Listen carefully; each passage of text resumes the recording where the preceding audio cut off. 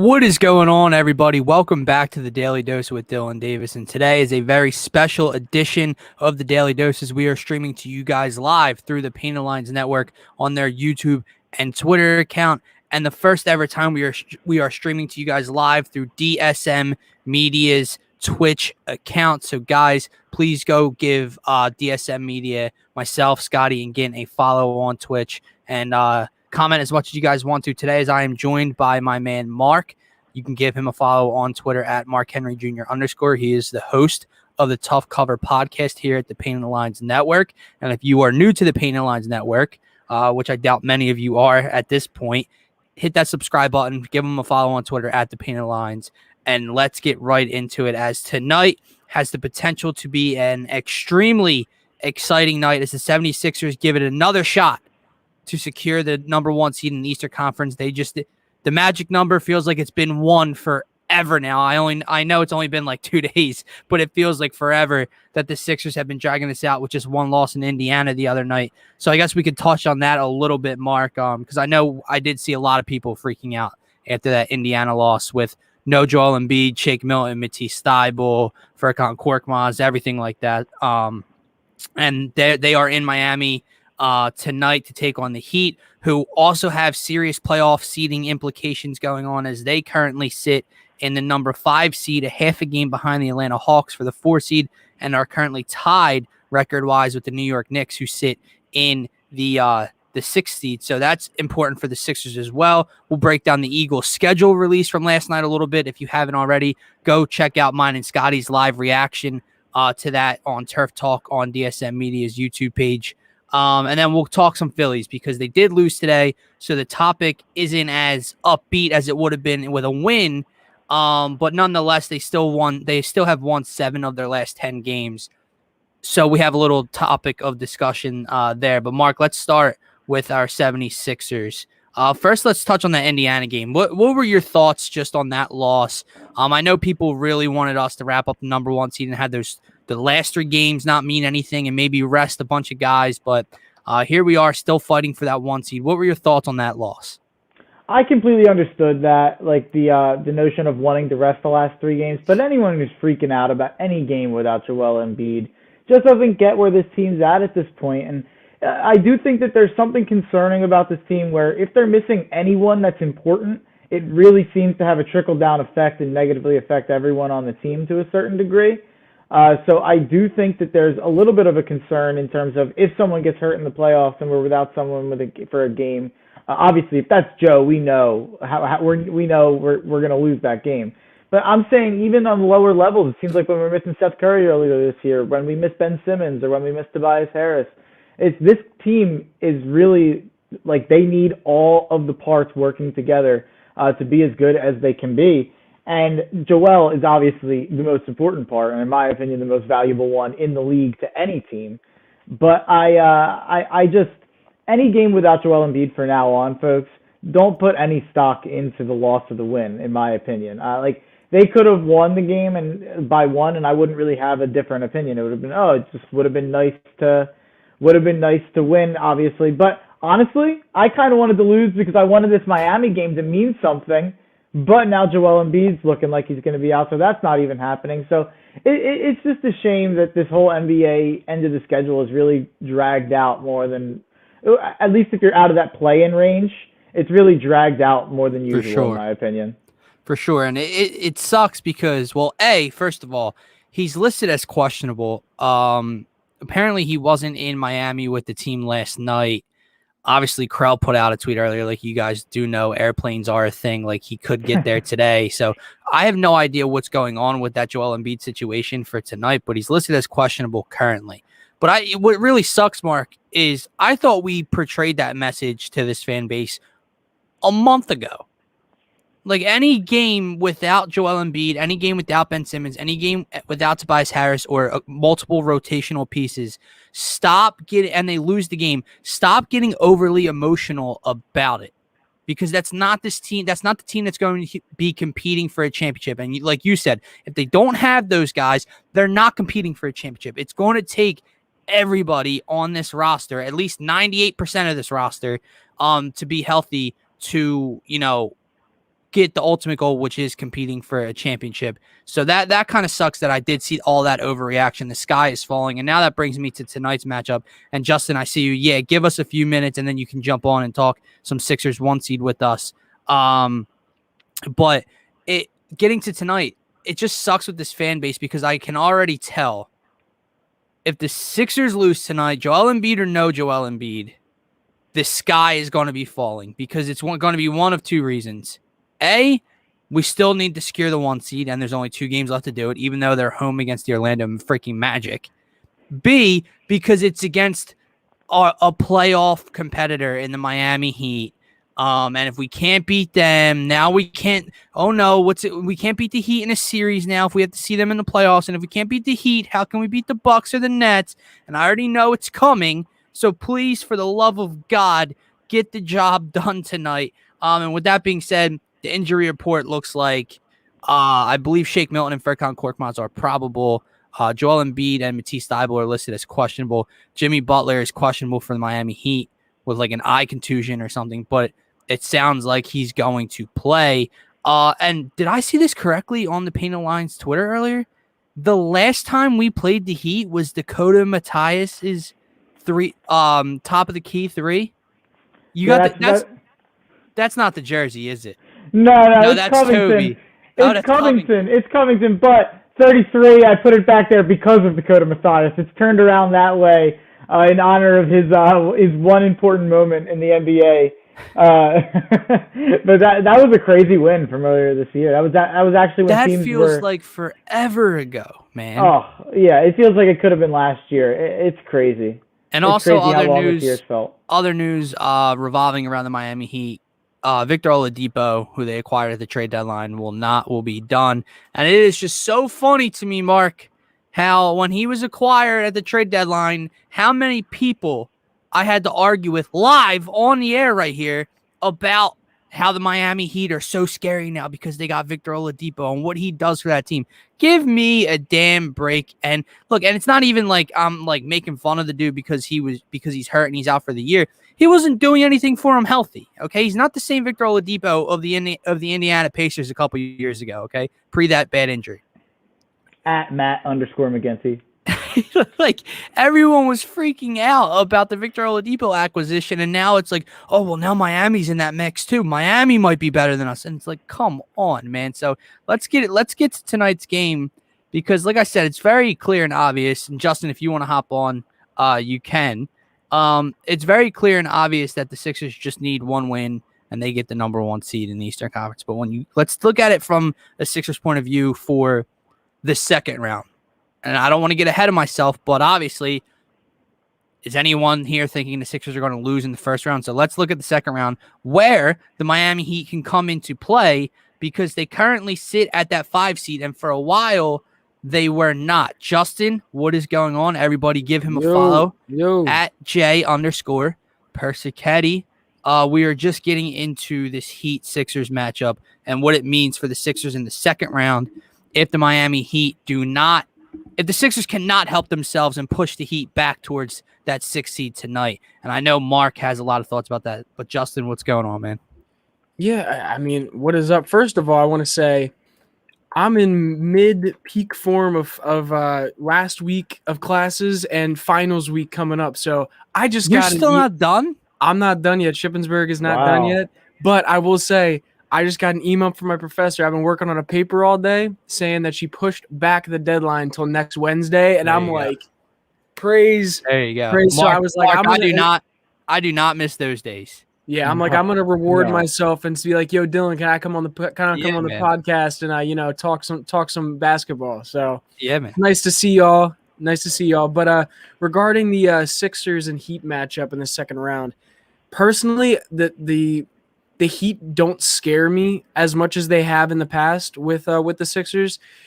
I think the loss of Jay Crowder and Kelly Olynyk really does affect them a lot when it comes to how they play the Sixers and how they play against Joel. Just because their best lineups when they played against us was when they were stretching the court around when Joel was at the center. When they were able to put Kelly Olynyk out there and Jay Crowder at the 4 and the 5 and just pick us apart on the outside. Now it's a little bit harder for them. I understand the sense of like obviously Bam Adebayo is a world class defender, can defend 1 through 5, and is great at it. So I get that aspect of they have a guy who can defend Joel, and there's not a lot of teams in the Eastern Conference that do have that right now. But ultimately, they don't scare me that much. I get Jimmy Butler, and I don't discount him. I don't discount Tyler Hero. I don't discount like Goran Dragic. The untradeable Tyler Hero. But just in general, like they're not a bad team. They're not untalented. Like they're good. It's just I just don't think that they are in the same class this year as they were last year. Like I think when you look at the team last year that they put on the court, and of course you could say, okay, they were the Eastern Conference champions last year. It's like their team is so different. And I understand that, like, yeah, they still have the core guys in Jimmy and Bam. And I would say Dragic is a core guy is there as well. But the key glue pieces it seemed to be in that starting lineup last year, and even in that bench unit with Kelly Olynyk and Jay Crowder in the starting lineup, I really do think that makes a big difference, at least going up against a team like the Sixers this year. And Jay Crowder, he's in Phoenix now, correct? Yeah. Yeah, he's doing an amazing job for Phoenix. He's been a key piece for Phoenix, but I'll throw this to Mark because here's the way I look at it. I agree with you, Justin. I don't mean this as like I really want to push Miami back to the 6 because I don't want to see them in the second round because of the Miami team. Yeah, I'd rather not play them. I look at it as because of this perfect picture of the 1 seed that we have been laying out for so long that you get the 8 seed and then you get the winner of Atlanta and New York while Brooklyn and Milwaukee to play whoever else and then get each other in the second round. Now, to go from the winner of Atlanta and New York to possibly going to Miami, who, in my opinion, is I know they've underachieved this year and COVID has hit them a decent amount, but to me, they're the 4th best team in the Eastern Conference, even though I think they greatly overachieved in the bubble last year. So with that being said, I look at it last year. I think it was just I think the bubble was just such a different mindset and culture setting. Yeah, it was weird when it came to like the kind of team you needed to be able to get through all the adversity there. And I think just the mentality of that, like Jimmy Butler mentality that he brings to that team of like, yo, screw everything else. This is about us. Like, I think that's what helped them. Let me dribble a basketball in my hotel room at 4 a.m. But Mark, I know you have some feelings on Jimmy Butler. So what are your thoughts? How important is a win tonight for the Sixers to not only secure the number 1 seed, but to possibly push Miami closer towards that 6th seed as we all want? Yeah, I guess I'm like the party pooper here because now that Joel's not playing, it's kind of whatever. He's questionable. The line opened as Sixers -3.5, and now they're at +2.5. I don't think Vegas moves lines 5.5 points for no reason. So I think it's pretty clear Joe's not playing. He's not. I can almost tell you right now, if he's not down there already, he's not going to play. There's no reason for him to. If you really think about it, we already. All they have to do is win 1 more game. We play the Magic twice, and one of them's at home, correct? I think so. Yeah. So I'm not nervous that they're resting him because I'm nervous we're not going to beat the Magic. But and by the way, I agree with everything you said about the Heat in terms of not being as good as they were last year. I do think that the whole Heat culture and Jimmy Butler culture thing that's what won them in the bubble is a little overstated. I think it's kind of been stated into effect. I do think that it's kind of just, and this could come into play again this year, Miami's a really interesting matchup for Milwaukee because Bam is an interesting guy to throw at Giannis. So, and just in the same way we throw Joel at Giannis, Bam's had success against Giannis. He had a ton last year in the playoffs, and they have a lot of guys they can throw at their best players on Milwaukee. It's a little different with Drew Holiday, but so Miami could still be a tough matchup for Milwaukee, and I think that then it just came down to them or Boston, and I do think that they kind of had a better team than Boston. So I think it's just that the East was kind of weak last year.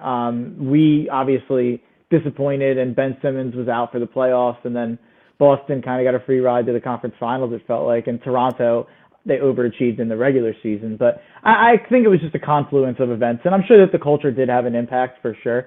But I do think that a lot of it is matchups, and that's kind of where I'm at right now with matchups looking at it for the Sixers. So I'm not afraid of the Heat. I'm not saying that the Heat are in that top 3. I really do think that the Sixers, Bucks, and Nets are in their own tier, and then there's really a tier by itself, and I think it's the Heat. I think the Heat are in between that tier 1 and tier 2 is like best case scenario, Miami Heat, I'm not going to lie, is right there with us. But the Miami Heat team we've seen all year, and especially in the second half of the year, it's not scary. Like, they had plenty of chances to rise up and take that 4 seed and rise up and take that 5 seed, and they really just haven't done it. I know they've had a ton of COVID and a ton of injury issues, and Jimmy Butler rests all the time, but they're clearly the 4th best team in the East to me, and I don't know if Atlanta and New York are 5th and 6th. So I really would like to see Atlanta or New York, primarily Atlanta in my opinion. I would really like to see one of those teams. So I am a little disappointed Joel's sitting out tonight, just in terms of letting the Heat kind of win in a way. Not that that's what they think they're doing, but I am looking at it like that because I think we have enough evidence with Joel Embiid out. So this comment right here, and this is my man, he says, it would be nice to see the starting 5 play a decent team though. My question, but like, why? Yeah, Why? We've thing. played 69 games this year so far. You've seen what this team is. You don't need this. It's not like this team needs a test with the starting 5 to prove what they are going into the postseason. Yeah, it's like, would you rather see them put out their starting 5 and like Potentially lose? Well, not even. It's not even that to me. Like to be honest, at this point, if they lose games they're gonna win one of the games against the Magic to me. So this losing this tonight, if they do, doesn't bother me, to be honest with you. Just like losing the other day didn't bother me as much as I wanted them to win it and just get it over with, to secure the 1 seed. As long as they secure it, and I believe they will, it doesn't bother me if they lose. My main thing right now is this team being healthy in the playoffs, because the biggest thing we've seen throughout this season is this team plays their best, which it makes sense, but this team plays their best when they have everybody available. When there's one guy that goes down, even if it's a role player, that makes a significant difference in this team because the way that they run their offense. It's very based on their role players. We're not Brooklyn where it's a lot of, yes, we have a lot of ISO ball, but the reason that ISO ball is able to be successful is because of the amazing 3-point shooting we have around it. And so if those 3-point shooters go down or one of our star players go down, they're screwed. Can I throw this to you guys, though? Now that you just said that, it made me think of something. So Doc has – and one thing that I love about Doc is role – everyone knows their role on this definition. Team, right? Exactly. However, like you said, Justin, it doesn't have to be Joel Embiid. It doesn't have – it can be, but, even if it's 2 rotational pieces, a Seth Curry or whatever, since Doc is so big on role definition – he doesn't start someone that's more deserving to start and shorten his rotation or his bench that game that would probably put the Sixers in a better position talent-wise to win. He'll throw out Mike Scott to start the 5 because Dwight Howard's his backup center. Now, I know Dwight and Ben, we don't want to see that in a starting lineup, but you get my point. He keeps the guys in that second unit. Shake Milton stays coming off the bench outside for a couple games here and there. He'll start Furkan Korkmaz over Shake Milton or someone else to replace Seth Curry or Danny Green, just so their roles stay that way. I think that's another reason why you've seen this team struggle when they miss guys like that, because he doesn't just, better talent starts and, will shorten the rotation for this game. He'll keep his roles defined that way, and Mike Scott will play 32 minutes. Now, I actually respect that. Believe it or not, I understand I understand both points of this. I think it plays out better for the postseason. I agree, and that's what I was gonna say is when that kind of stuff happens. For instance, when Ben was out for a while, you saw Tyrese Maxey come in and play a lot of those point guard minutes. When in the past, if it was Brett Brown, you would maybe see Shake Milton probably go in there just because he was the next point guard in line typically. I, for me personally, do like that kind of way he's been doing it. For instance, if Seth Curry goes down, doesn't put in Shake Milton in that spot, he puts Furkan Korkmaz in there because he wants to get a guy who runs the same thing that he does, but just off the bench. You know what I mean? So it's I can appreciate that, and I think it's important. I think that's the biggest thing that has made a difference from this year in comparison to in years past with this team. Is that there really was never a great role definition before. I mean, role definition is the main reason why Tobias Harris has been as good as he has been this year. Role definition is the biggest reason why we were able to get Dwight Howard onto this team, because he's like, hey, I see what my role is as this backup center. Like role definition is a big reason why you're gonna be able to probably go get vets out in free agency this summer. Once we have some contract money available. So I think role definition is so important, and I'm glad that Doc has that involved. All right, Justin, before we get you out of here and we move on to another topic, what is your prediction for tonight's matchup, Sixers Heat? Do the Sixers hit their magic number tonight, or are we sweating it out in the final two, even though it is against the Orlando Magic? Believe it or not, I think the Sixers could pull it out. It's tough, obviously, because you don't have Joel, but I do think the Sixers, like I feel like just with how they've been playing and how they kind of just been dropping the ball lately, they're gonna be like, you know what, F this, we're coming out and we're going to win this game, kind of thing. Like I don't. Is Ben Simmons playing tonight? Yeah. Shake and Furk are probable. Shake and Furk are both out. If Shake and Furk are both out, I don't see it happening.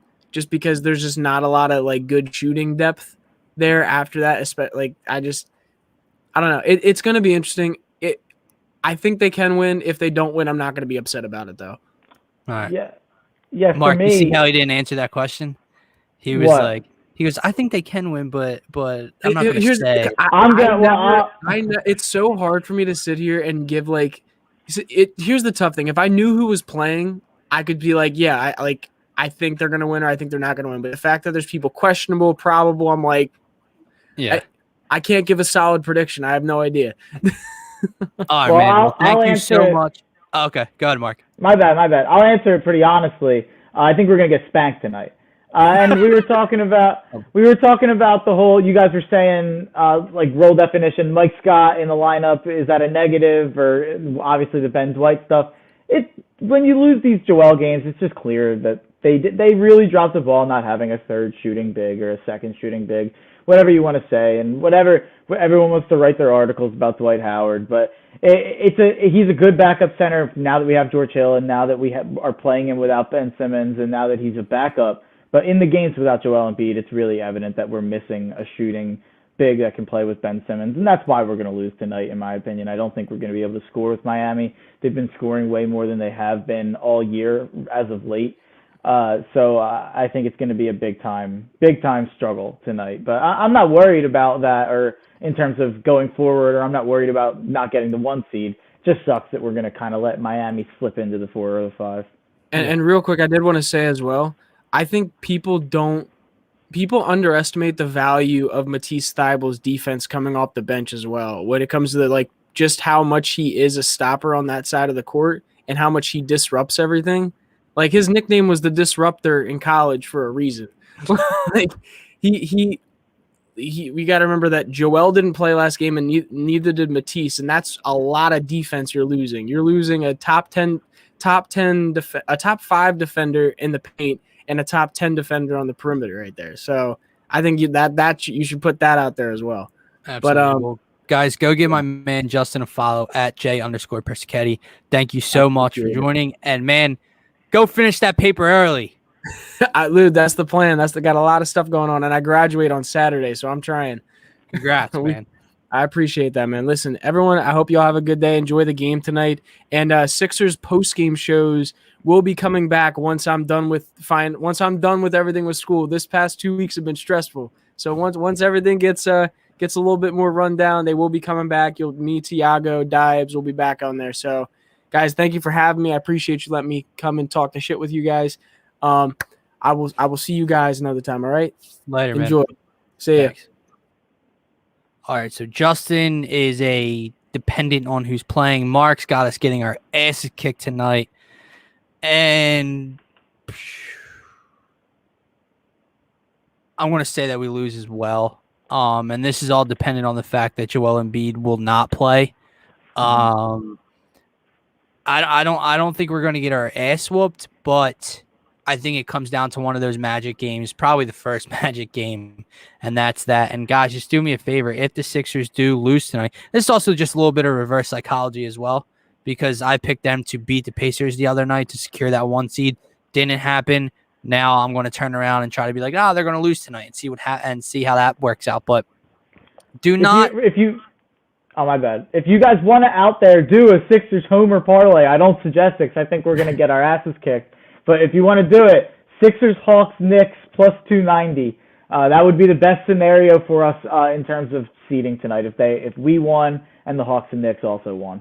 Awesome. Well, that's more the bigger story for me is not the Sixers losing so they don't secure the 1 seed. It's the Sixers losing and allowing the Heat to stay up in that 4-5 matchup with just a few 2 or 3 games remaining after that. So that's the big story to me. And guys, before we move on from our Sixers segment, please, if they do lose tonight, meteors aren't coming down crashing planet Earth today, okay? Or the city of Philadelphia. Like, the sky's not falling. The world's not ending. The Sixers, they play the Orlando Magic twice, and they need to win once, okay, guys? Like, they're going to be okay. If they lose to the Heat tonight without Joel Embiid and without whoever else, if Thibault doesn't play or whatever, it's not the end of the world. You have to remember, the Sixers know that they're playing the Orlando Magic twice, and they only have to win 1 game with 3 left. And they're without Joel Embiid or whatever. And the Miami Heat have something to really play for right now, because do you think the Miami Heat want to play the Milwaukee Bucks in the first round, or would they rather play the Atlanta Hawks in the first round? Well, they'd probably rather play the Atlanta Hawks in the first round, and they can still possibly get the 4 seed, which would give them home court advantage in the first round. So, yeah, the Miami Heat have a ton to play for tonight at home. The Sixers have to win 1 of their last 3 with the Orlando Magic coming up twice. Relax, please. I can't take it if I have to hear all the complaints tonight. Because like Mark said it perfectly, and I said it weeks ago, any game you analyze without Joel Embiid that this team loses, you're crazy, because that's not this team, and you should know better by now with 3 games remaining. But with that being said, hopefully they prove us wrong, Mark, and hopefully the Sixers take home that number 1 seed in the Eastern Conference in Miami. That would be even better. It's a little stick it to Jimmy Butler, a little stick it to the Miami Heat and their fan base, and we get to do whatever in the final 2 games. Yeah, yeah, absolutely. I agree 100% that the story is not the 1 seed. It's with them in the 5 seed. Exactly. So let's get into our Philadelphia Eagles, as we have, what do we have, Mark? A little over 20 minutes left before we have to get you out of here. So the Eagles schedule released last night, everybody. And I'm sure you all have seen it by now. If you haven't, I don't know where you've been. I'm trying to pull up a picture to share to the screen right now. Okay, perfect. So I think me and Mark are on the same page here as to what sticks out the most in this Eagles schedule, and it is the fact there's a few things. The fact that we play the Dallas Cowboys so early in the season stuck out to me, because that hasn't happened in how long? It's been week 8, 9, 10 on Sunday Night Football, whether in Dallas or in Philadelphia, and now we get them week 3 in Dallas on Monday Night Football. And then, so here it is. So what sticks out to me, and I said this last night, and like I said, I'll plug it again. If you guys want to go check out Turf Talk with me and Scotty last night, it's on DSM Media's YouTube channel, the full episode as we break down the Eagles schedule release. And you will be surprised at the win total that I have them at. Just first glance, by the way. This is just a first glance. Go real quick, win, loss, whatever. But the thing that sticks out to me is that first row. And I called it a gauntlet row last night because, you hear all these rumors. I didn't think the Eagles were going to be very good. I still don't think the Eagles are going to be very good this year. But then you hear the rumors that they only played 5 teams that made the playoffs last year. They have one of the easiest schedules in the NFL. And then the schedule comes out and you see that first row of games. And the things that stick out to me is that, the winnable games are all on the road, and the hard, very difficult games are all at the link, which is a little, scary in itself when you look at it that COVID, it's going to be packed full capacity this year. So that kind of stinks. But then you look at it, the Atlanta Falcons in week 1 in Atlanta. To me, Scotty said it perfectly. That game's winnable, but who knows? And then you have San Fran, who they're coming back, and they have question marks at quarterback, whether they're going to start Trey Lance right out the gate or they're going to start Jimmy G. I don't know. But the big thing is that they're healthy. That defense is healthy. Solomon Thomas, Nick Bosa, that defensive line is back. Raheem Mostert is back under Kyle Shanahan. So they are a very good team. They're going to be right in the mix in the NFC West. So that's not when you think of teams that didn't make the playoffs, that's not your typical team that missed the playoffs last year. Then you have Cowboys, Chiefs. Carolina's winnable, but it's on the road. I don't know what they're going to do at quarterback if they're they have Sam Darnold now. And Christian McCaffrey will probably go for 300 total yards. And then you have Tampa Bay at home in week 6. That's the gauntlet to me. And I'll throw this to you, Mark. What scares me about that, right, is the fact that, yes, the rest of the schedule gets easy until you get to the division, and who knows what happens with that. However, if this young, inexperienced Eagles team with this quarterback that has a lot of question marks and a lot to prove going forward and a first-year head coach, if they suffer through the first row of games right there and with a potential 0-6 or 1-5 start, and I'm not kidding when I say that, when you look at those games, they're done, dude. If that's the case. Now you'll be surprised to know that when I give you my win total, I don't have them being that bad in the first 6. However, there's a chance they are, because that schedule is brutal, right? And now so I want your opinions on that. And then the other thing I'll say, what worries me is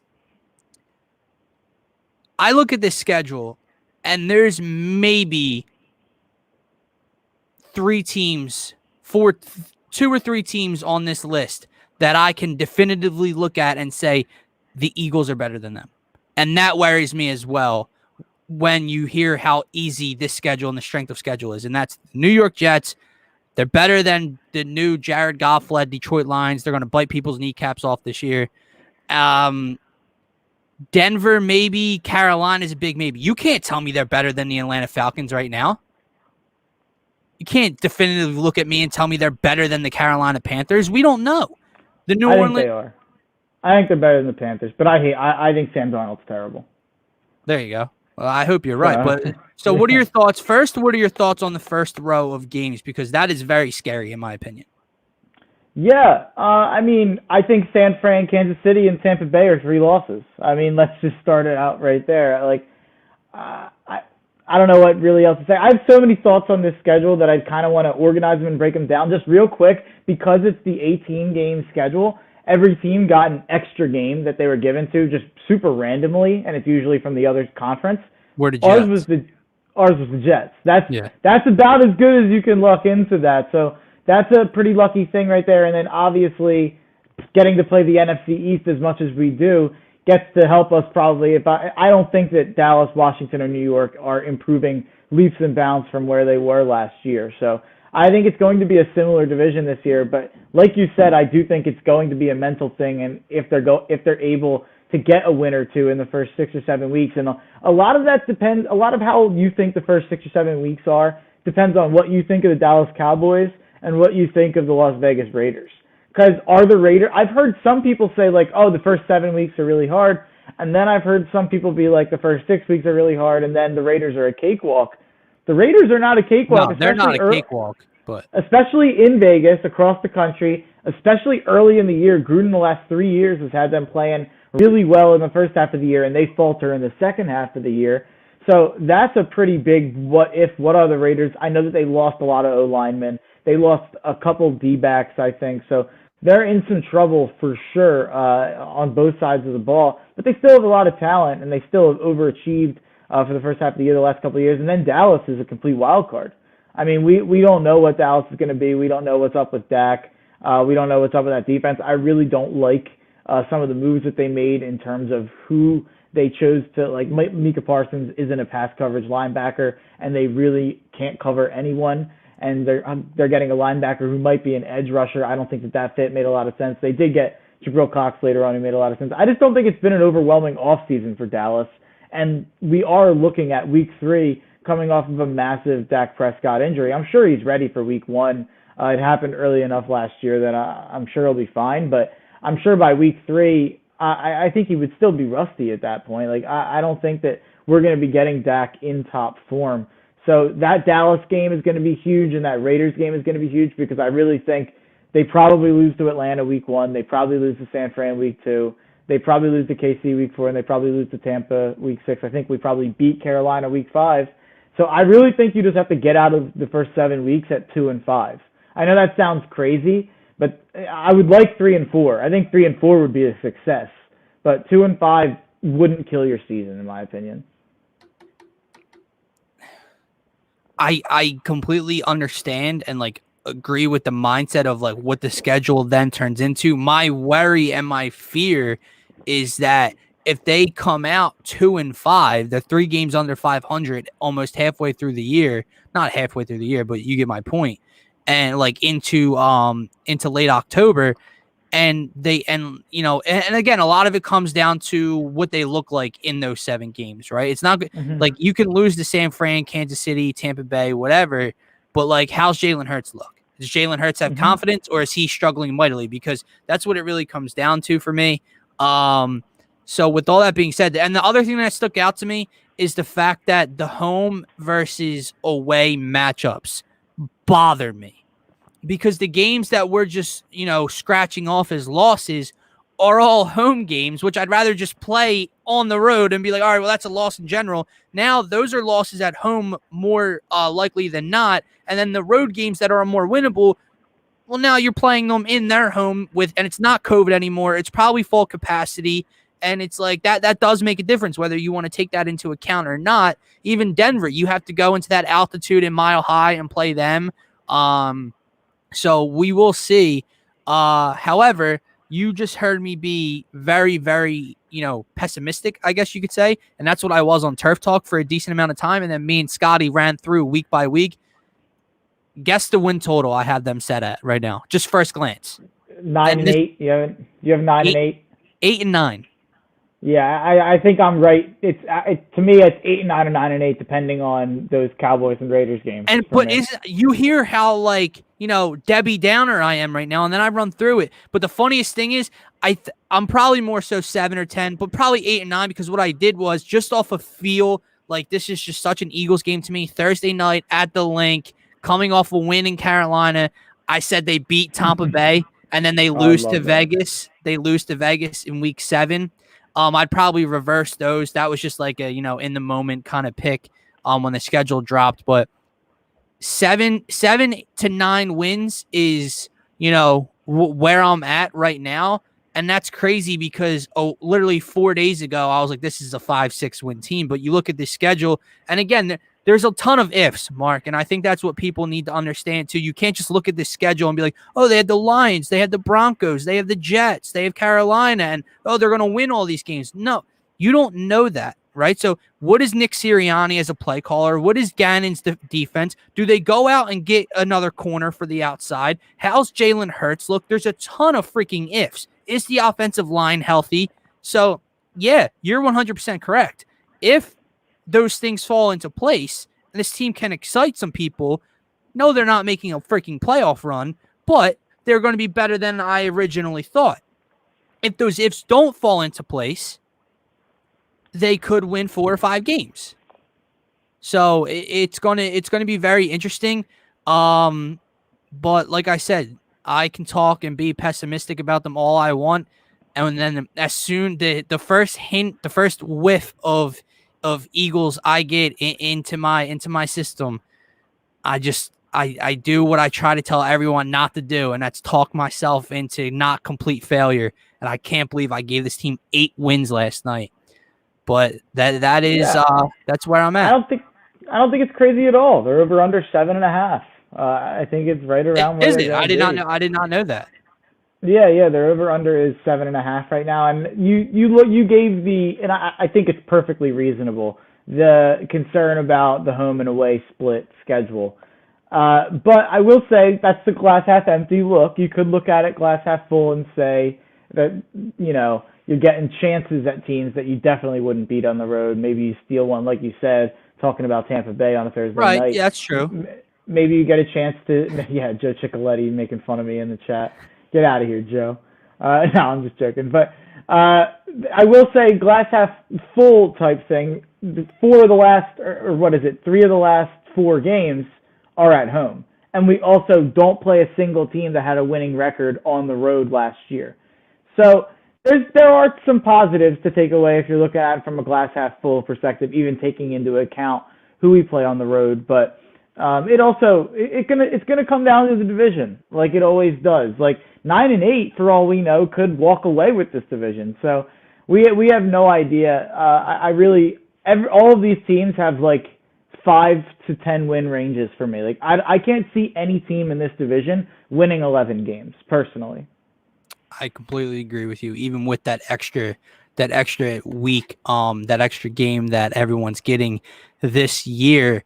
So Mark, I had them at 8-9 first glance.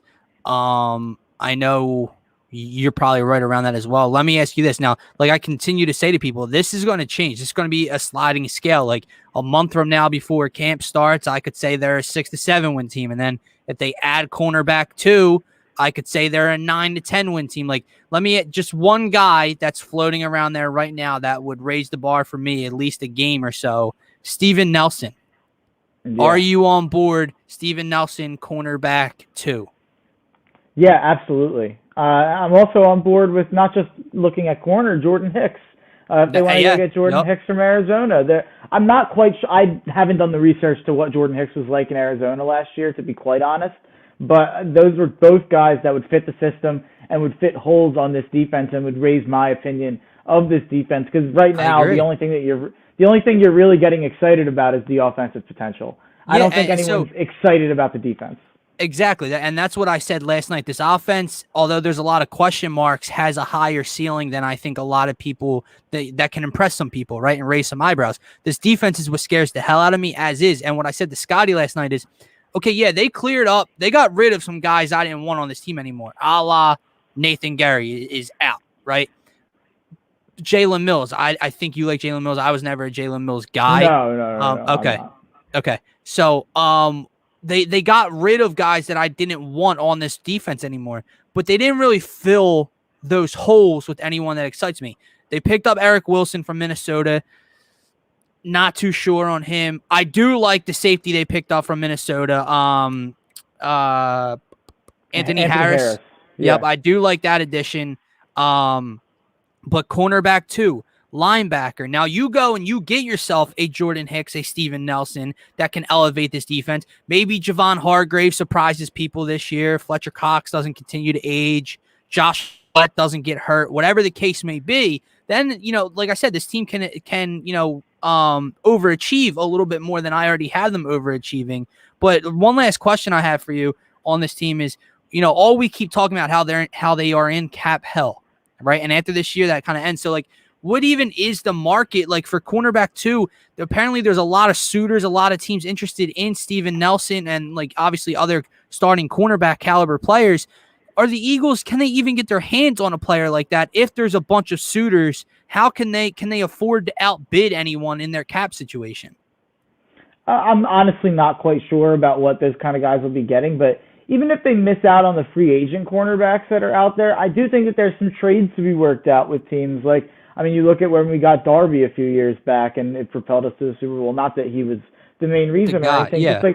Just like Ajayi, just a small addition to help out. And not that we're even looking at this to add to the Super Bowl, but if you add a quarterback too, whether that be through a trade, whether that be through free agency, I know Denver, after they took Surtain, has a bunch of corners now. So I know that there's a couple teams out there that kind of have an influx of cornerbacks after the draft.